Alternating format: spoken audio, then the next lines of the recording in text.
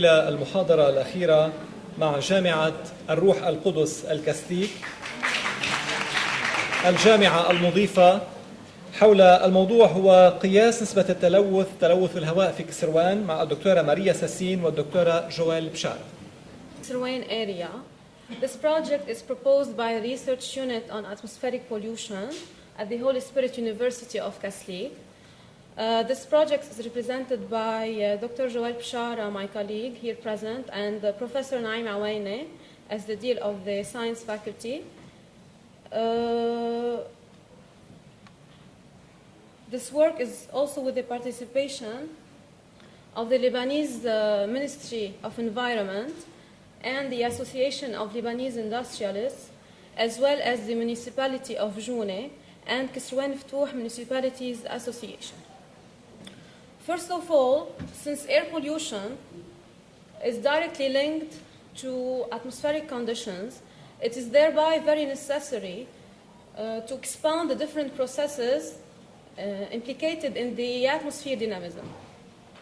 As a matter of fact, the diffusion, the turbulence, and the wind transport are very important phenomena influencing the local pollution. While as chemistry and photochemistry induced by solar radiation are very important sources and sinks pathways for a very huge number of pollutants in the atmosphere. For example, here is one of the most important chemistry taking place in the atmosphere, which is ground level ozone production. It occurs when nitrogen oxides, NOx, and volatile organic compounds, VOC, react through a photochemical process in sunlight radiation. Such photochemical processes have drastic impacts on the atmosphere composition. So, therefore, an area such as Kasroan, with very particular weather parameters like stagnant winds, high humidity levels, and excessive sunlight radiation, would be a very interesting zone study for atmospheric chemistry and hence for air pollution. At the local scale, the important sources of air pollution in Lebanon are the transportation by means of car exhaust, the energy industries, and also the combustion.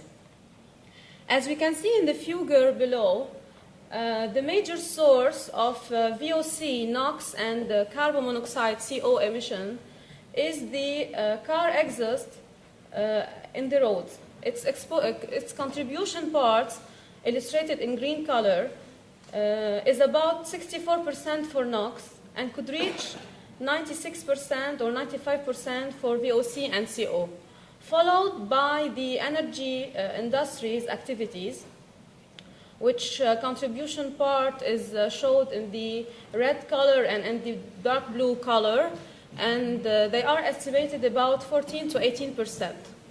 And then come the residential activities represented in the light blue color, and which reaches almost 5% of the global national emissions. Therefore, the Ministry of Environment in 2006 have recommended a list of pollutants, their exposure time, and their limit value concentration. I won't really discuss in details every pollutant, but I really want to discuss this idea of that these regulations or national regulations are not really applied nowadays. Many studies over Beirut could prove it. In our study, we were more interested to this list of pollutants, as well as for the aldehydes as part of the VOC family, for their abundance in the Lebanese atmosphere, and also for their impact both on atmospheric chemistry and on human health. So, in the Holy Spirit University of Kaslik, we were really interested to drive campaign measurements for air quality, for non-registered air quality data concerning the region, and also for a better characterization of the smog episode pollution in the Kasroan region, and also to warn both authorities and citizens in the region to contribute together to emission reductions plans. Now I will leave the talking to my colleague, Dr. Bechara, who will more specifically develop the experimental section of this work. Joelle.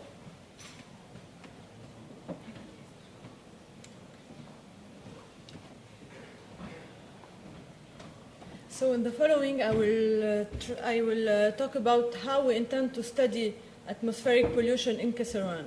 The idea of our project is to set up an air quality network in the region. The interest area extends from Nahr al-Kalb region to Tabarja on the coast and goes to Jhaita in altitude.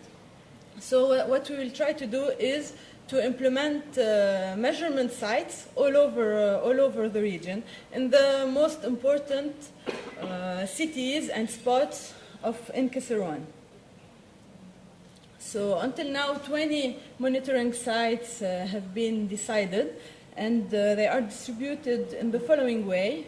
We will have 7 traffic sites to monitor especially car exhaust emissions. We will have about 12 remote sites to measure urban pollution.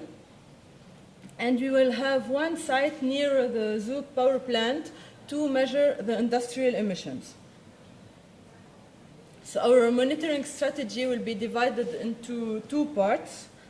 The permanent sampling stations, so it's about 20 sites, and 1 mobile sampling laboratory. The permanent sampling stations will provide measurement with high spatial and temporal covering, and these measurements will result of a long time exposure sampling. And one more advantage of this method, it's low cost. Concerning the mobile sampling laboratory, it will provide online monitoring of air quality at particular location. And this technique will provide an intercomparison sampling method with the offline technique. And it will permit the possibility of air monitoring in areas that are not equipped with offline sampling systems. The offline sampling principle will be based on the diffusion technique. So the air will pass through a diffusive surface, and the pollutant molecules will be absorbed on a specific adsorbent surface. So each pollutant have a special adsorbing cartridge, and each cartridge will target a selected pollutant. So this diffusive body with the cartridge is fixed to a support plate and inserted in a shelter in each site. So the shelter will save the sampler from rain and direct sunlight. We will also install temperature measurement, a thermometer at each station to monitor the temperature variation during all the period.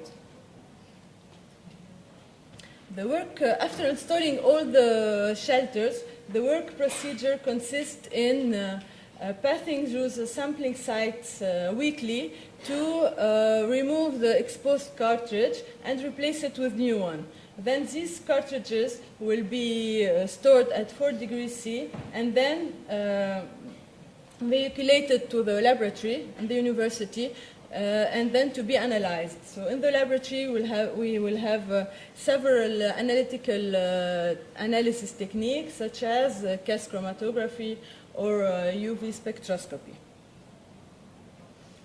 For the mobile laboratory station, it consists of a van that will be equipped with instruments that will continuously measure common air pollutants.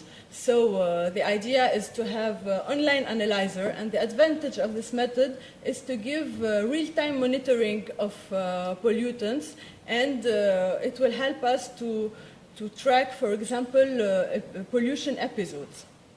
So the van will be also equipped with the measurements of meteorological parameters such as wind speed, wind direction, temperature, and humidity. So to conclude,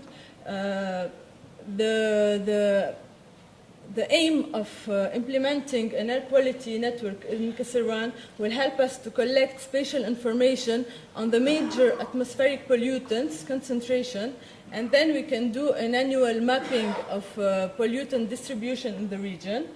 And this will provide a better characterization of the atmospheric chemistry and pollution in the region. In a second phase, we intend to integrate the results in an atmospheric model in order to simulate the atmospheric system and the episode pollution in the region. And all this will help us to elaborate strategies for emission reduction in the region.